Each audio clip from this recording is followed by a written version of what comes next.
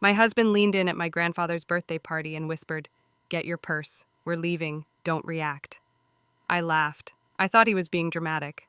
Until he locked the car doors, looked me dead in the eyes, and said, "That man is not your grandfather." We hadn't seen my family in years, and they'd been avoiding my calls for almost as long.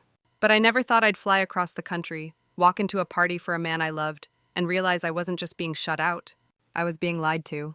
What happened next wasn't just shocking, it was criminal. The flight from Boston to Austin had been long and sleepless, and I still had jet lag hanging off me like a damp coat.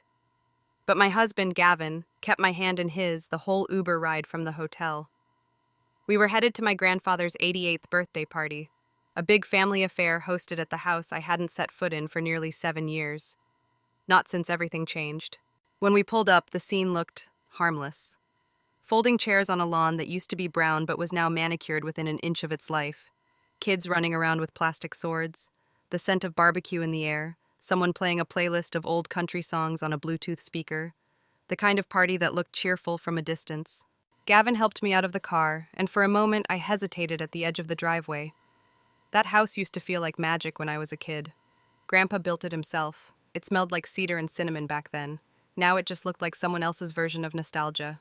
We stepped into the crowd. People glanced up, smiled politely, and turned back to their conversations. I recognized a few cousins, but barely remembered their names. My mother waved from across the yard like a senator greeting constituents. My sister, Amanda, was nowhere in sight, which wasn't surprising. She never did like sharing airspace with me. We found ourselves hovering near the buffet table. I picked at skewered grapes and mini quiches while Gavin nursed a glass of white wine, his eyes scanning the crowd. He has this look he gets when something's off, calm but too calm, like a lake that's just swallowed something. Then they wheeled Grandpa out. Everyone clapped, someone even whistled. Grandpa wore a soft blue sweater vest over a white shirt, his silver hair combed neatly. He looked fine, too untouched by time. His hands rested too still on the armrests of the wheelchair. His eyes were vacant, unfocused, like they were chasing something far away. I waved. He didn't wave back. My mother leaned in and whispered, "He doesn't talk much these days, it's hard for him." I nodded, pretending I understood. She raised a glass, her voice quivering just enough to make the toast about her. 88 years of wisdom, love, and generosity. He gave us everything we have. People sniffled, a few wiped tears. Gavin didn't clap. Instead, he leaned close, his voice almost inaudible. "Get your purse, we're leaving, act normal." I blinked. "What?" He didn't smile, didn't look at me, just kept watching Grandpa. "Gavin, what are you—" "Get your purse, walk inside, pack now, smile." The way he said it made something inside me go cold. I wanted to laugh, to shake it off, but the tone in his voice said, "This isn't a joke. This is gravity." I looked back at Grandpa, still unmoving, still silent. Then Gavin looked at me and said the words that split the world in two. "Something is very, very wrong." And just like that, I felt it too.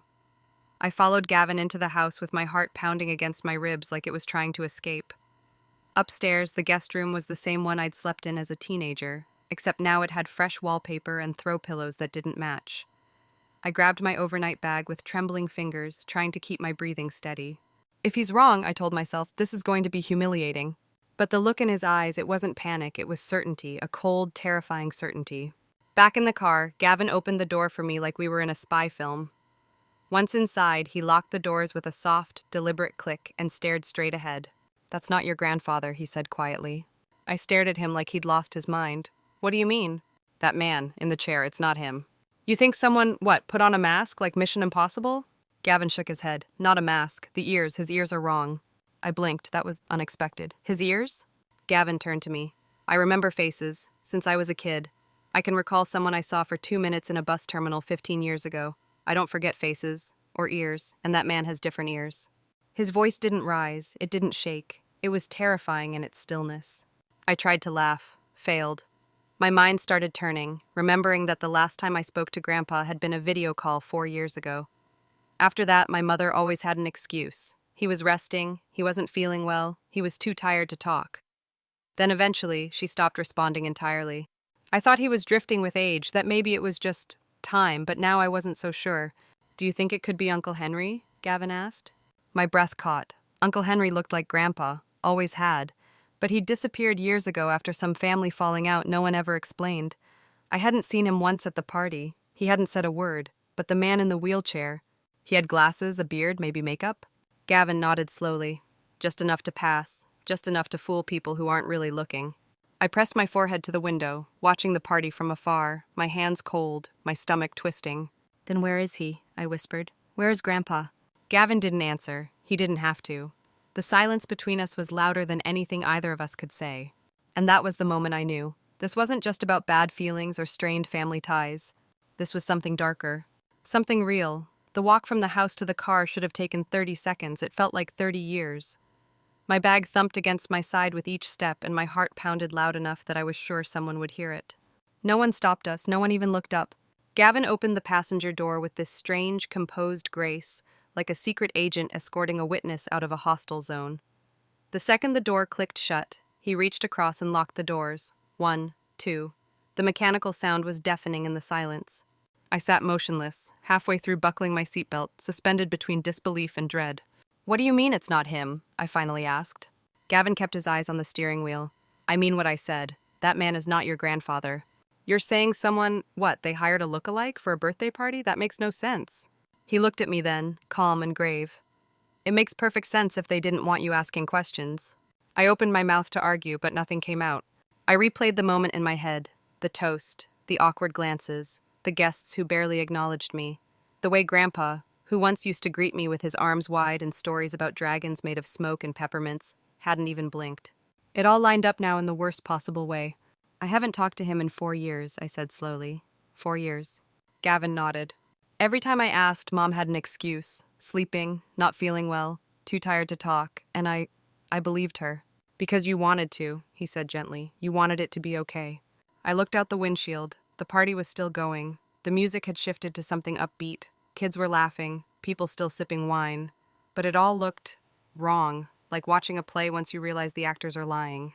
"If you're right," I whispered, "then where is he?" Gavin didn't answer. His silence said enough. And that's when the weight of it finally landed. I wasn't just the forgotten daughter who moved away. I was the obstacle, the one they needed to keep in the dark.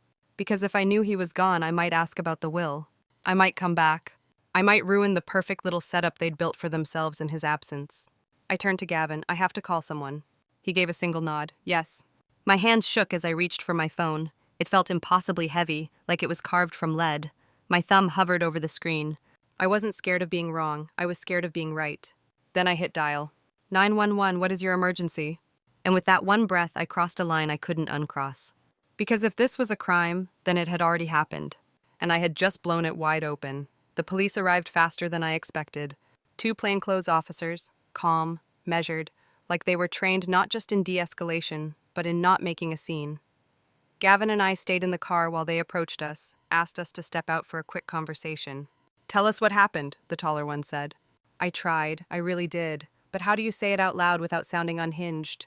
"I think someone is impersonating my grandfather," I said, voice tight and shaking. "He passed away years ago, but no one ever told me. And now they're throwing a birthday party for him, with someone else in his chair." The officers didn't blink. "And you have reason to believe the person in the wheelchair is not your grandfather?" "Yes, my husband noticed it. His ears, his posture, it's not him." They exchanged a glance. Not disbelief, not even skepticism. Just that quiet, procedural calculation cops seem to carry like second skin. "We'll go check in," one of them said. "Wait here."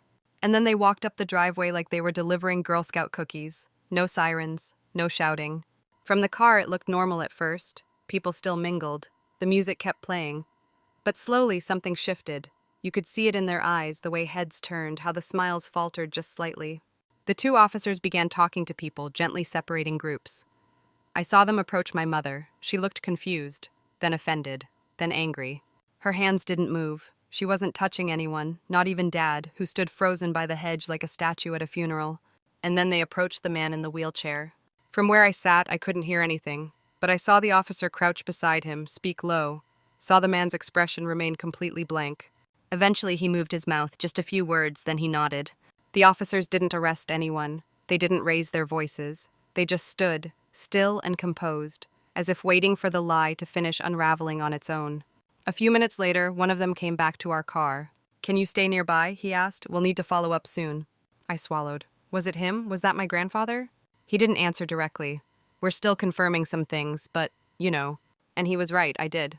That night, my phone rang. I knew before answering who it was. How could you? My mother screamed through the receiver.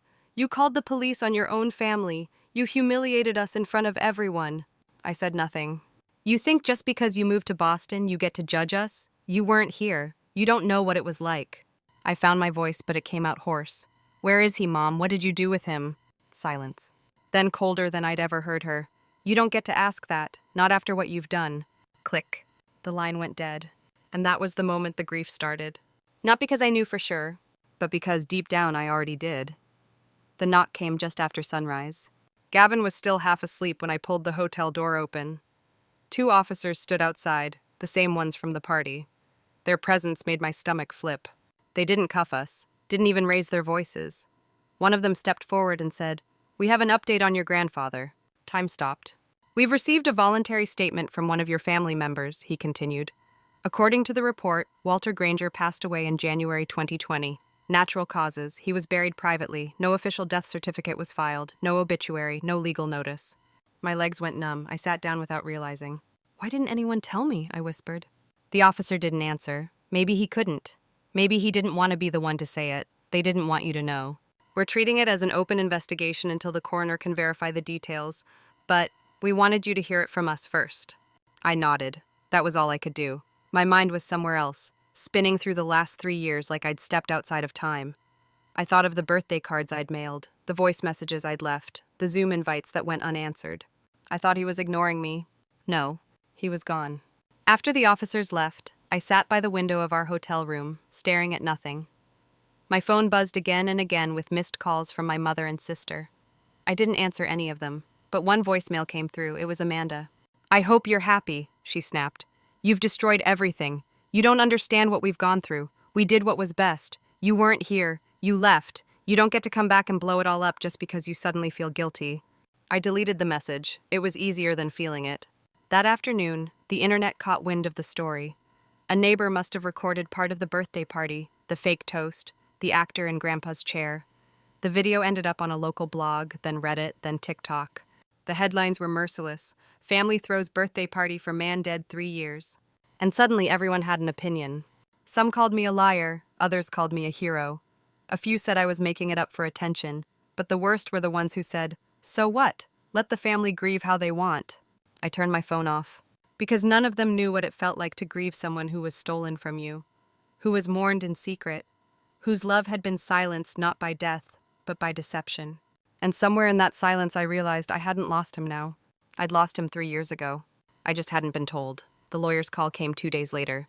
"Ms. Granger, I've been trying to reach you for over a year." His voice was formal but kind. I braced myself for more legalese, more damage control. But then he said, "Your grandfather named you the sole heir to his estate. The house, the business, the trust. It's all in your name."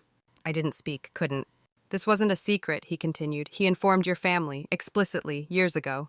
And suddenly, every missing phone call made sense. Every unanswered letter, every half-hearted excuse from my mother. They weren't grieving. They were hiding. Because if I knew he had passed, I'd have come back. I'd have claimed what was rightfully mine, and they couldn't have that. Not the house they'd lived in for free, not the antique business they'd been running behind my back, not the trust fund they were slowly siphoning for years. And not me. I was the threat. I called my mother. I didn't know what I wanted. Closure, maybe. Truth, if it still existed between us. She answered on the second ring. "How dare you?" she hissed. No hello, no apology. "You humiliated us. You tore this family apart. You did that the day you buried him without telling me." "We were protecting his wishes," she snapped. "No," I said calmly. "You were protecting your comfort." Then I asked the question that had been clawing at my throat. "What did you do with his body?" She paused, just long enough for me to know the answer wouldn't be good. "You don't get to ask that," she whispered, and hung up. That night I walked outside the hotel and stood under the stars, breathing the cool Texas air like it might cleanse something deep inside me. It didn't. But it reminded me of being little, sitting on Grandpa's porch, listening to stories about time travelers and stargazers, and people who always told the truth, even when it hurt. People like him. People like I wanted to be. The investigation accelerated. Subpoenas, interviews, bank records. Every thread they pulled led to more rot beneath the surface. The coroner confirmed the cause of death, natural causes. Grandpa had passed in his sleep, peaceful, no signs of abuse, But everything after that had been fabricated: failure to report a death, impersonation, fraud, unauthorized access to trust funds. The charges were real, and so were the consequences. They didn't go to prison, none of them. The court granted probation, strict, monitored, conditional. My uncle, the actor, admitted everything, said he felt pressured, said he thought it was just temporary.